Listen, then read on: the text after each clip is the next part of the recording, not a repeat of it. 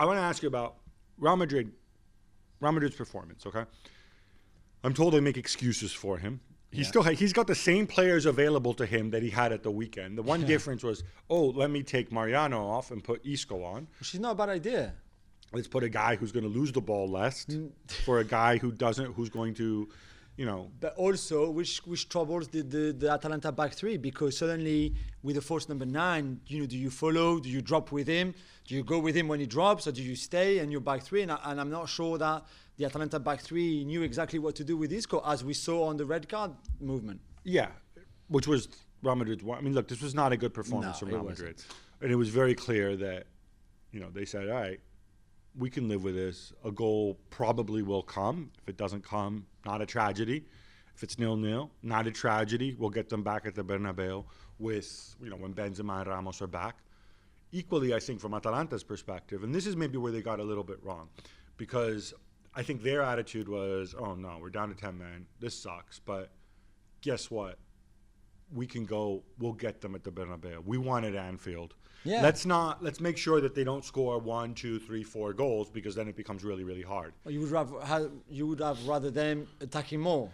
I would have gone for it. Because you know what? This is a bad moment for Real Madrid. I would have taken the chance of even with 10 men. They're giving us the ball. They don't have strikers. Let's go and play our game. Where I think he got it more wrong was he sent on Ilicic, and then he took him off, and there's a row. There's a backstory there that I think is going to emerge in the next few days. Yeah, again, because Ilicic isn't the kind of guy when you have 10 men, because he's not going to run the way somebody else. Somebody like Malinovsky would have made a lot more sense. Yeah. So I think that is the thing. But, I mean, I think Atalanta can still go through. Oh, yeah, definitely. And I don't know how many of those Real Madrid players that were missing, the Benzema, Rodrigo, Valverde, Carvajal, Ramos. There's a lot of players missing. I don't know how many of them will be back. Certainly, I think Benzema for sure.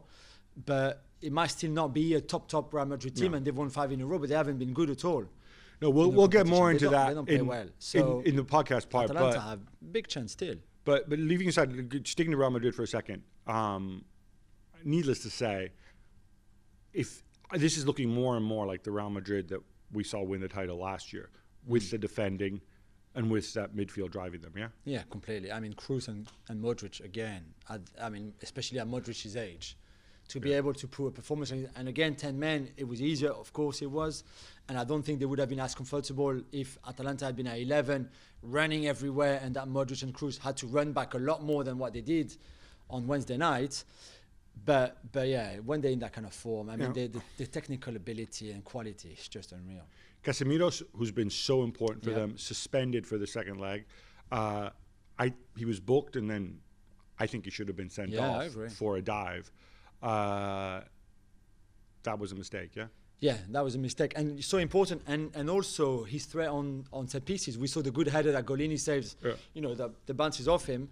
Because right now, they don't have many chances. So set pieces is one of the big chances they have, and Casemiro is one of the biggest assets they have on set pieces. Some obvious replacement in the squad, is there?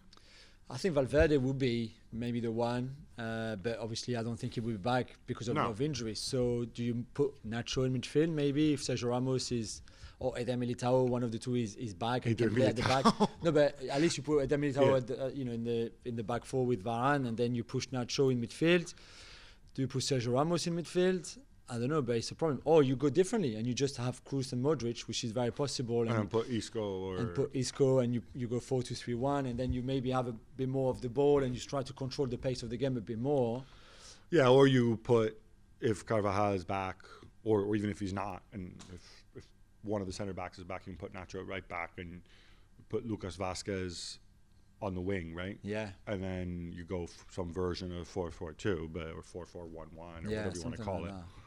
But I think of all the starters yesterday on Wednesday night, I don't think there would have been many that Zidane would really would have been suspended. That Zidane would have gone, and I think Casemiro is maybe right now the most important, considering there's no backup for him. No. How important he's been, how well he's played in a team that has been struggling for momentum and for rhythm. I think it's a really big blow.